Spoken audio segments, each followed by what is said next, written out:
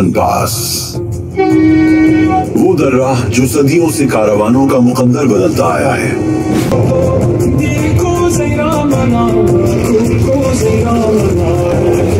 Delhi Harnai railway, जहां दहशतगर्दी ने रास्ता काटा और हौसले ने वही रास्ता दोबारा बनाया। छलबंसी वैली, रफ्तार, रेत और हौसले का इम्तिहान।